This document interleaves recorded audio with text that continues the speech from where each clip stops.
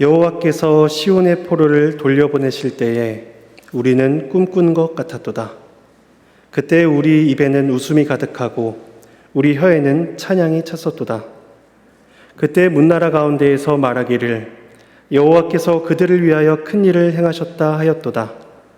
여호와께서 우리를 위하여 큰 일을 행하셨으니 우리는 기쁘도다. 여호와여 우리의 포로를 남방 시내들같이 돌려보내소서.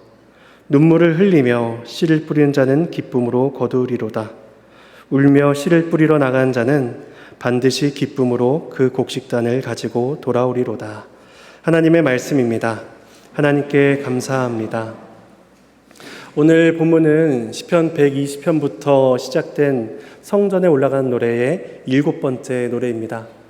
성전을 향해 나아가는 성도들은 죄 많은 세상에서 하나님의 도우심을 구하기도 하고 또 성전에 올라설 때의 기쁨과 평안을 경험하기도 합니다. 또한 과거와 미래에 지키시고 또 지키실 하나님의 손길을 바라보며 그렇게 성전을 향해 나아가게 됩니다. 오늘 본문에서는 하나님께서 행하신 큰 일로 인해서 입에 웃음이 가득 찬 사람들의 모습이 나옵니다. 하나님의 큰 일을 경험한 사람들은 기쁠 수밖에 없습니다. 전혀 기대하지 않았던 일, 이렇게 저렇게 생각해봐도 은혜를 받을 근거가 전혀 없는 자들이 하나님의 큰 일을 받았으니 그들은 기쁠 수밖에 없는 것입니다. 그리고 그들의 기쁨은 기도로 이어지게 되고 또 눈물과 소망으로 연결되는 것을 보게 됩니다. 오늘 성경은 이것이 신자의 삶이다 라고 말씀을 합니다. 그래서 우리는 오늘 말씀을 통해서 우리에게 베푸신 하나님의 큰 일을 묵상하고 또 오늘 시편의 노래가 우리의 노래가 되기를 소망합니다. 오늘 본문 시점은 1점에서 말씀하고 있듯이 포로기와 관련되었음을 우리는 생각하게 됩니다. 그런데 포로기 이전에 쓰였는지, 그러니까 포로기 때에 쓰였는지 혹은 포로기가 끝난 이후에 쓰였는지에 대해서 학자들마다 의견을 달리합니다. 어떤 분들은 포로 기한이 이루어지지 않은 바벨론 유수 때에 이 시편을 썼다라고 이야기를 합니다. 그래서 본문이 미래에 있을 일에 대한 소망이자 기도를 이야기하고 있다라고 설명합니다. 반대로 포로 기한이 이루어진 직후에 이것이 쓰였다라고 보는 견해가 있습니다. 그래서 귀환의 기쁨을 노래하고 있고 또 황폐해진 예루살렘을 재건하며 눈물을 흘리고 있다라고 설명하는 것입니다. 우리는 이 후자의 견해를 따라서 오늘 본문을 살펴볼 것입니다. 그 다음 본문의 구조를 다음과 같이 나눠볼 수가 있습니다. 1절에서 3절까지 말씀은 포로 귀환 이후에 과거의 일을 돌아보면서 하나님께 감사를 고백하는 내용이고 4절은 현재의 상황을 보면서 하나님께 기도를 올려드리는 내용입니다. 그리고 5절과 6절은 기도한 자의 삶으로서 어떻게 살아야 되는가를 말씀하고 있습니다. 먼저 1절에서 3절 과거에 대한 감사인데 제가 2절 상반절까지만 다시 한번 봉독하겠습니다. 여호와께서 시온의 포로를 돌려보내실 때에 우리는 꿈꾸는 것 같았도다.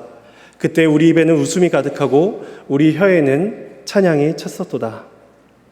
나라가 망하고 포로 생활하던 자들이 고국으로 귀환을 하니 그 감동이 얼마나 컸을까요? 우리나라도 광복의 기쁨, 해방의 기쁨을 경험하였습니다. 나라의 주권, 우리나라의 주권을 회복했을 때에 아마도 많은 사람들이 나와서 춤추고 기뻐했을 것입니다. 그런데 이스라엘 백성들이 바벨론에서 돌아와 예루살렘 땅으로 귀환한다라는 것은 단순히 그러한 정치적인 의미만 가지고 있지 않습니다. 우린 이스라엘이 왜 망했는가, 또 이스라엘이 어떻게 돌아오게 되었는가를 생각해 봐야 합니다. 이스라엘은 하나님과의 언약을 멸시하였고 또 범죄했습니다. 회개하고 죄로부터 돌이키라, 이런 선지자들의 외침을 그들은 끝끝내 무시하고 멸시했기 때문에 하나님께서 그들을 포로라는 또 나라의 멸망이라는 것으로서 징계를 내리신 것입니다. 따라서 바벨론 포로기는 정치적인 문제가 아니었습니다.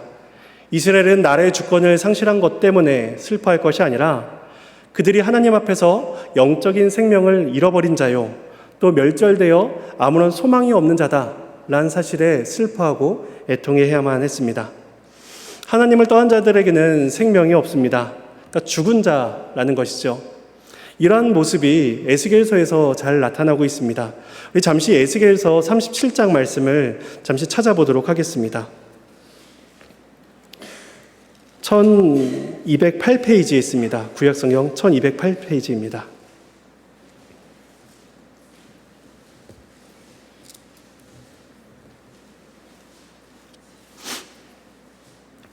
에스겔 37장 1절과 2절 말씀을 우리 한 목소리로 한번 봉독하겠습니다. 함께 읽겠습니다. 여호와께서 권능으로 내게 임재하시고 그의 영으로 나를 데리고 가서 골짜기 가운데 두셨는데 거기 뼈가 가득하더라. 나를 그 뼈 사방으로 지나가게 하시기로 본즉 그 골짜기 지면에 뼈가 심이 많고 아주 말랐더라. 하나님께서 에스겔을 한 골짜기 위에 세우시는데 그곳에는 뼈들이 가득했습니다. 그러니까 이미 죽은 지가 오래되어서 살이 다 부패해졌고 그들의 뼈만 남아버린 것입니다. 그래서 11절에 보시면 이렇게 말씀합니다. 우리 함께 또 11절 말씀을 봉독하겠습니다. 또 내게 이르시되 인자야 이 뼈들은 이스라엘 온 족속이라. 그들이 이르기를 우리의 뼈들이 말랐고 우리의 소망이 없어졌으니 우리는 다 멸절되었다 하느니라. 하나님께서 그 다 말라버린 뼈를 가리켜서 이들이 이스라엘이다 라고 말씀하십니다. 하나님 앞에서 범죄하여 생명이 하나님께로부터 단절된 자들, 생명을 잃어버린 자들, 썩고 부패해진 자들, 이들이 바로 이스라엘의 모습이라는 것입니다. 그래서 다시 3절에 보시면 하나님께서 이스라엘에게 질문하십니다. 우리 3절 말씀을 마저 봉독하겠습니다. 그가 내게 이르시되 인자야 이 뼈들이 능히 살 수 있겠느냐 하시기로 내가 대답하되 주 여호와여 주께서 아시나이다. 하나님께서 누가 봐도 살 수 없는 그 죽은 뼈들을 향해서 에스겔에게 물으십니다. 이 뼈들이 살아날 수 있겠느냐? 그 뼈들은 소생을 기대할 수가 없었습니다. 근데 그 뼈들이 11절에서 이스라엘을 가리킨다라고 말씀하셨으니까 이 뼈들이 살아난다는 것은 결국 이스라엘이 회복된다, 이스라엘 하나님 앞에 다시 언약 백성으로 선다라는 것을 의미합니다. 그런데 이스라엘의 그간의 모든 모습들, 죄성을 떠올려 본다면 에스겔이 살아날 수 있습니다 라고 하나님 앞에 자신 있게 대답할 수가 없었던 것입니다. 다만 바로 앞에 36장의 마지막 부분에서 하나님께서 또다시 이스라엘 백성들에게 약속을 주시기를 그들을 회복시키실 것이다 라는 말씀을 36장 말미에서 주고 계십니다. 그리고 나서 오늘 37장에 에스겔 골짜기에서 마른 뼈들의 상징이 나타나고 있는 것입니다. 하나님께서 앞서 36장에서 이러한 약속을 주셨기 때문에 에스겔은 하나님께서 하신다면, 하나님께서 이 마른 뼈들을 살리신다면 살리실 수 있습니다라는 그러한 믿음의 고백이 있었습니다. 그래서 에스겔은 상식적으로 생각할 때에는 살아날 수 없지만 하나님께서 살리신다면 그 죽은 뼈가 살아날 수 있다는 것을 믿기 때문에 주 여호와여 주께서 하십니다 라고 그렇게 대답한 것입니다. 죽은 뼈가 살아나는 것, 죽은 자가 살아나는 것은 오로지 하나님의 주권에 달려있는 일이었습니다. 근데 이러한 모습, 그러니까 이미 하나님 앞에 범죄하여 죽은 자의 모습이 바벨론의 포로로 끌려간 이스라엘의 모습이었습니다. 전혀 소생할 가능성이 없는 마른 뼈와 같았던 자들입니다. 그런데 하나님께서 그 마른 뼈와 같았던 죽은 자들 이스라엘을 예루살렘으로 돌려보내시는 일이 일어나게 된 것입니다. 하나님과 이스라엘 간의 관계가 여전히 이어지고 있으며 또 그들을 가리켜서 하나님께서 여전히 하나님의 백성이다 라고 부르고 계시다는 것입니다.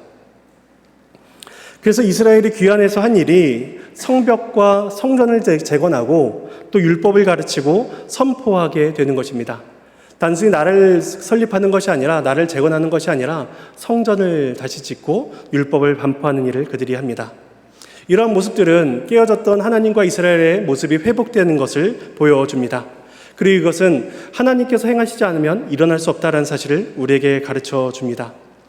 그래서 시편 기자는 방금 우리가 읽었던 말씀 시편 1절과 2절에서 이렇게 말씀하는 것입니다. 시온의 포를 돌려보내실 때에 우리는 꿈꾸는 것 같았도다 라고 이야기합니다. 우리도 놀라운 경험들을 하면 이게 꿈이야 생시야 라고 말들을 하곤 합니다. 도무지 믿겨지지 않는 일이 지금 이스라엘 백성들 가운데 일어났다는 것입니다. 전혀 실감이 나지 않는 일이었습니다. 그리고 그들의 입에는 웃음이 가득하고 혀에는 찬양이 찼다라고 말하고 있습니다. 여기서 혀에는 찬양이 찼다라고 이야기하는데 이 찬양이라는 단어는 이후에 볼 5절과 6절에서 기쁨이라고 나오고 있는데 이 기쁨이란 단어와 동일한 단어입니다. 그래서 2절에서는 찬양으로 번역을 했고 5절과 6절에서는 기쁨으로 번역을 했습니다. 근데 우리는 2절의 찬양을 기쁨으로 번역을 해서 봐도 됩니다. 그렇게 본다면 우리 입에는 웃음이 가득하고 우리 혀에는 기쁨이 찼도다라고 고백하고 있는 것입니다. 이때 히브리어 성경은 이 완료형을 사용하지 않고 미완료형을 사용하고 있습니다. 그러니까 만약에 완료형을 썼다면 우리의 웃음이 그때 완전히 끝났다, 그치는 것으로 이제 표현되고 있겠지만 미완료형을 씀으로써 그 웃음이 한 번 그치고 끝나는 것이 아니라 계속해서 이어지는 웃음임을 이야기합니다. 그리고 그 웃음과 기쁨이 꽉 찼다라고 이야기합니다. 그의 얼굴에, 그의 미소 가운데 그의 기쁨이 꽉 찼다는 것입니다. 얼마나 기뻤을까요? 단순히 나라가 해방되는 것, 나라의 주권을 찾는 것만으로도 기쁜데 죽은 자가 하나님 앞에서 다시 살아난다라고 생각하니 그들은 큰 기쁨과 감사를 누릴 수가 있었던 것입니다. 성경은 지금 우리가 살아 우리 또한 죄로 죽었던 자들임을 말씀하고 있습니다. 에스겔서에서 말씀하는 그 마른 뼈, 그것이 바로 우리들의 모습이었습니다. 우리는 소생의 가능성이, 생명의 가능성이 없는 자들이었습니다. 그런데 우리가 지금 생명을 누리고 있습니다. 우리가 오늘 오전에는 생명의 떡이신 그리스도의 몸을 먹는 그 성찬의 은혜를 직접 경험하기도 했습니다. 그렇다면 우리는 이런 질문을 하게 됩니다. 그렇다면 나는 이 시편의 기자가 고백하는 그 웃음, 입에 가득 찬 그 웃음과 기쁨을 나는 지금 누리고 있는가? 우리는 돌아보게 됩니다. 너무 익숙해져서 우리가 무감각해져 버린 것은 아닌지, 또는 일상의 괴로움에 빠져서 그 기쁨을 잃어버리고 살아가는 것은 아닌지 우리 자신을 돌아봐야만 할 것입니다. 그리고 하나님께서 우리에게 기쁨을 회복시켜 주시기를 구해야 하며, 특별히 하나님께서 우리에게 마련해 놓으신 기쁨의 자리, 이 예배의 자리를 우리는 사모하며 살아가야만 하는 것입니다. 이어진 2절 후반절에서 3절 말씀은 이렇게 말씀합니다. 제가 또 봉독하겠습니다. 그때 문나라 가운데에서 말하기를 여호와께서 그들을 위하여 큰 일을 행하셨다 하였도다. 여호와께서 우리를 위하여 큰 일을 행하셨으니 우리는 기쁘도다.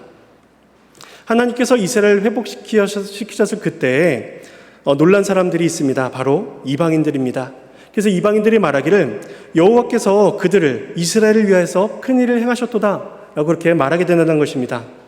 그 일이 얼마나 크고 얼마나 놀랍고 얼마나 일어날 수 없는 일인지 이방인들조차도 그것이 하나님의 일이하심이다 라고 그렇게 고백을 하고 있는 것입니다. 사실 이 이방인들은 이스라엘이 멸망했을 때에 누구보다도 먼저 조롱하고 이스라엘을 손가락질했던 자들입니다. 너희 하나님이 어디 있느냐 그렇게 조롱하며 손가락질을 하던 사람들이었는데, 그랬던 사람들이 이제는 하나님께서 큰일을 행하셨도다, 그러한 고백을 하게 된 것입니다. 그러니까 이방인들조차도 인정하지 않을 수 없는 명백하고 놀라운 일이 일어나게 되었습니다. 오늘 본문에서는 하나님께서 큰일을 행하셨다라고 이야기하고 있는데, 이 하나님의 큰일이다라는 표현이 사도행전 2장에 가면 나타나게 됩니다. 사도행전 2장에 보면 오순절에 성령께서 임재하십니다. 그리고 제 아들이 다 성령의 충만함을 받아 성령께서 말하게 하신 대로 말하고 선언하게 됩니다. 그때 각 나라에 흩어져 살아갔던 유대인들, 경건한 자들, 디아스포라 유대인들이 그 사람들이 말한, 제 아들이 말하는 말을 듣고 사도행전 2장 11절에서 이렇게 말을 합니다. 우리가 다 우리의 각 언어로 하나님의 큰 일을 말함을 듣는도다. 이 어찌 됨이냐. 그래서 사도행전 2장 14절부터는 베드로의 설교가 이어지게 됩니다. 베드로는 그 설교를 통해서 하나님께서 그리스도를 죽은 자 가운데서 살리셨으며 부활시키셨고 또 주께서 약속하신 성령을 보내주신 것이다. 그러한 설교의 내용을 이어갑니다. 예수님께서 죄인들을 위해 죽으셨으니 누구든지 그리스도를 믿는 자마다 구원을 얻을 것이다 라고 베드로는 거듭해서 설교하고 있는 것입니다. 죄로 인해 죽었던 자들이 그리스도 안에 살아나는 일, 그들이 하나님 앞에 나오는 일이 이방인들이 경험한 일이었습니다.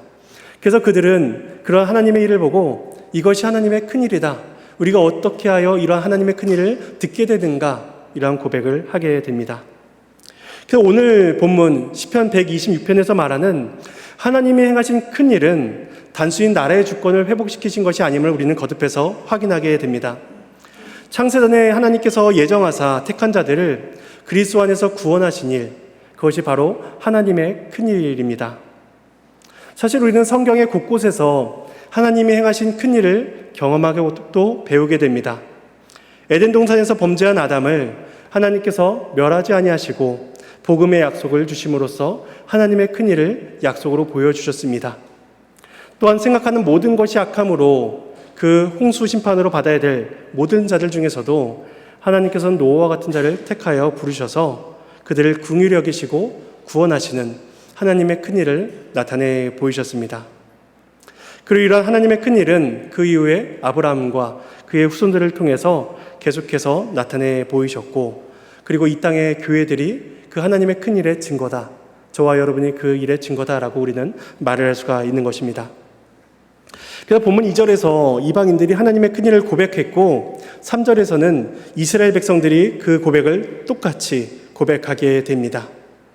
그래서 이 3절까지는 이스라엘 백성들이 경험한 하나님의 구원, 그것을 고백하게 됩니다. 그리고 과거의 기쁨을 회상한 이스라엘은 이제 눈을 돌려 자신들의 현실을 바라보게 됩니다. 그리고 하나님께 기도를 올리게 되는 것이죠. 그 내용이 4절의 말씀입니다. 4절입니다. 여호와여, 우리의 포로를 남방 시내들 같이 돌려보내소서.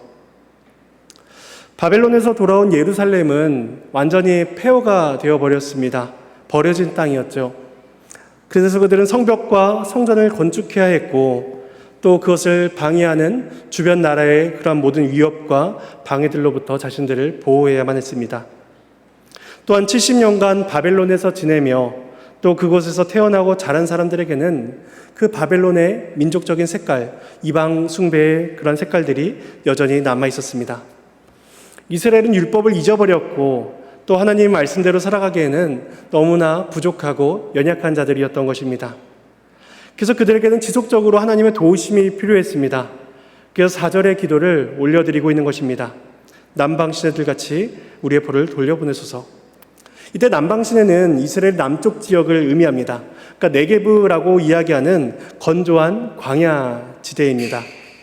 이 네게브 남쪽 광야는 사람들이 살 수 없는 메마른 땅이었지만 그곳에 생명을 소망할 수 있을 만한 그러한 때가 한 번씩 이루어졌습니다.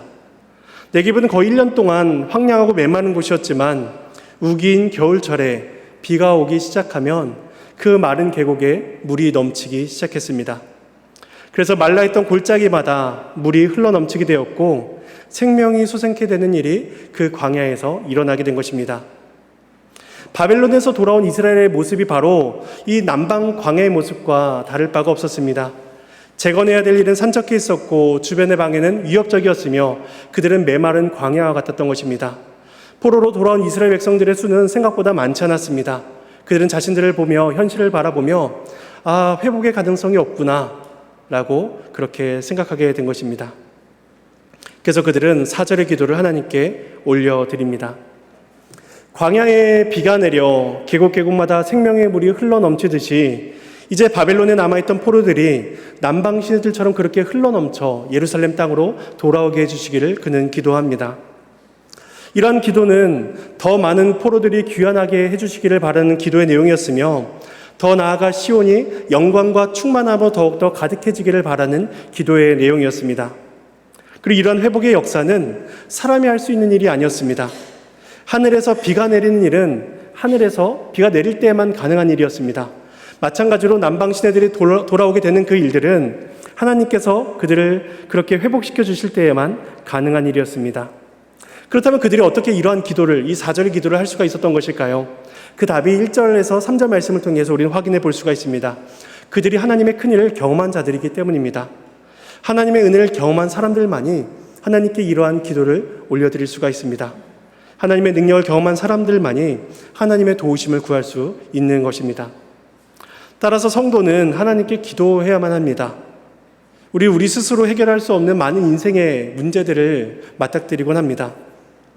그때 남방 시내의 물이 흘러넘치듯이 그러한 일이 우리의 삶 가운데 일어나야만 한다는 것입니다. 생명의 비가 우리의 가정에, 우리의 관계 가운데, 우리의 신앙에 내려야만 한다는 것입니다. 우리의 삶 속에 이러한 기도와 또 은혜의 단비가 흘러넘치기를 소망합니다. 이렇게 기도를 한 이후에 5절과 6절에 나타나는 그 모습은 기도를 올려드린 사람의 모습입니다. 그 사람이 이제 어떻게 살아가게 될까요? 그 5절, 6절 말씀을 제가 봉독하겠습니다. 눈물을 흘리며 씨를 뿌리는 자는 기쁨으로 거두리로다. 울며 씨를 뿌리러 나간 자는 반드시 기쁨으로 그 곡식단을 가지고 돌아오리로다. 남방 광야에 비가 내리게 하는 일은 사람이 할 수 있는 일이 아니었습니다. 또 그렇다고 해서 그들이 멍하니 비가 내리기를 바라며 하늘을 쳐다볼 수 있는 노릇도 아니었고, 또 주구장창 기도만 할 수 있는 것도 아니었습니다. 그들이 해야 하는 일은 눈물을 가지고 씨를 뿌리러 나가는 것이었습니다. 하나님께서 비를 내리실 그때를 소망하며 그들은 밖을 향해 걸어 나가게 됩니다. 5절에서 히브리어에서 어수는 다음과 같습니다. 5절에서 이렇게 말씀합니다. 씨를 뿌리는 자, 눈물을 흘리며 기쁨으로 거두리로다. 그러니까 씨를 뿌리는 것과 거두는 것이 그 구조상 이렇게 반복되고 대조되고 있습니다. 씨를 뿌리는 것과 거두는 것이 문장과 처음과 끝에 나오고 있고, 눈물과 기쁨이 이제 그 문장의 중앙에 위치해 있는 것이죠. 그래서 A, B, B-A-의 구조를 가지고 있습니다. 이러한 구조는 서로를 대조하며 강조해 주는 것을 보여주게 됩니다. 그래서 씨를 뿌리면 거둔다는 것입니다. 눈물을 흘리면 기쁨을 얻게 된다는 것이죠. 그래서 5절의 내용이 반복되고 강조되는 말씀이 6절의 말씀입니다. 6절에서 울며 씨를 뿌리면 반드시 기쁨으로 그 단을 거두게 될 것이다 라고 반복해서 말씀합니다. 거두기 위해서는 우는 일이 필요하고 울며 나가 뿌리는 일이 필요합니다. 바벨론 포로에서 돌아와서 이스라엘들이 그들의 옛신앙, 하나님과의 관계를 회복하는 일은 결코 쉬운 일이 아니었습니다. 눈물을 흘릴 만큼 슬프고 괴로운 일이었습니다. 그럼에도 그들은 그 일을 해야만 했습니다. 성경은 우리들의 신앙생활이 이와 같다라고 말씀합니다. 우리는 늘 하나님의 은혜를 경험합니다. 그리고 하나님께 기도합니다. 하지만 기도하지만 우리들의 상황은 이내 곧 좋아지질 않습니다. 우리는 늘 남방 광야와 같은 척박한 광야와 같은 삶을 살아갑니다. 눈물과 울음이 터져나오는 그러한 순간순간들을 우리는 경험하게 됩니다. 그럼에도 성경이 말씀하는 것은 그럼에도 울며 씨를 뿌리며 나가야 된다는 것입니다. 그 광야 같은 메마른 땅에 더 이상 씨가 자라날 수 없는 그런 소망 없는 땅에 씨를 뿌리러 나가야만 한다는 것입니다. 광야에 비가 내려 한순간에 계곡에 물이 흘러넘치는 일은 내가 하는 일이 아닙니다. 그건 하나님께서 하신 일입니다. 그래서 우리는 기도해야 하는 것이며 우리는 그 비가 오기 전까지 수고하고 애써야만 하는 것입니다. 이 말씀은 단순히 참고 인내하면 복을 받습니다, 이것을 가르치는 것이 아닙니다. 견디다 보면 좋은 날이 옵니다. 이것은 세상 사람들도 하는 말이죠. 근데 이러한 위로, 세상 사람들이 하는 참다 보면 더 나아질 거야, 복이 올 거야, 그러니까 좀만 더 견뎌봐, 이렇게 말을 하는 것은 그 사람들에게 진정한 위로의 근거를 주지 못합니다. 그렇다면 성경은 우리에게 왜 참고 인내해야 된다라고 말을 하며 또 울며 씨를 뿌릴 때 반드시 곡식단을 거두게 될 것이다, 이런 약속의 말씀을 우리에게 주고 계시는 것일까요? 그 까닭은 그리스도께서 우리에게 의 은혜를 베풀어 주셨기 때문입니다. 그리스도께서 눈물로 씨를 뿌리셨습니다. 물론 그리스도의 모든 사역은 순종의 사역이었고 또 삼위일체 하나님의 뜻 가운데 이루어진 완전한 일이었습니다. 그러나 그 죄인들을 구원하시기 위해서 성육신하신 그리스도의 삶은 고난의 삶이었습니다. 전능하신 하나님께서 종의 형체를 가지신 낮아짐의 역사였습니다. 그리스도는 모진 고통과 모욕을 당하시고 십자가에 못 박혀 죽으셨습니다. 그렇게 하심으로써 그리스도는 이 땅에 생명의 씨앗을 뿌리셨으며 우리에게 보혈의 은혜를 뿌려주셨습니다. 그리고 눈물로 씨를 뿌리신 예수 그리스도는 기쁨으로 그 곡식단을 거두셨습니다. 그 곡식단이 바로 저와 여러분인 것이죠. 예수님께서 영혼 구원을 종종 추수의 비유로 말씀하셨습니다. 그 추수 때에 곡식 창고에 모을 것이다, 추수할 것은 많되 일꾼이 적다 라는 말씀으로써 영혼 구원을 추수의 비유에서 말씀하시곤 했습니다. 예수님께서는 죽으시고 부활하심으로써 창세전에 선택하신 모든 자들, 그 곡식단들을 다 거두셨습니다. 조금 거두고 마신 것이 아니라 그 하늘나라의 창고가 가득 차고 넘칠 정도로 그 곡식단을 거두셨습니다. 그래서 농부가 추수한 곡식단을 바라보며 그 마음의 기쁨을 누리듯이 그리스도께서 친히 거두신 교회를 바라보시며 성도들을 바라보시며 그리스도는 그 기쁨을 누리고 계십니다. 그렇다면 주님의 백성들이 이렇게 모여 앉아서 하나님께 예배하는 모습을 주께서 바라보신다면 하나님께서 얼마나 기뻐하실까요? 2절의 표현을 표현하자면 마치 하나님의 입에는 그 웃음과 기쁨이 가득 차 있었을 것입니다. 우리를 바라보시며 하나님은 참을 수 없는 기쁨을 누리실 것입니다. 신자의 길은 고난이고 슬픔의 인생입니다. 꿈꾸는 듯한 은혜를, 그 기쁨을 경험했지만 이내 우리들의 현실을 돌아보면 우리 남방신해가 흘러야만 살 수 있습니다 라는 기도를 올려드릴 수밖에 없는 현실을 경험하게 됩니다.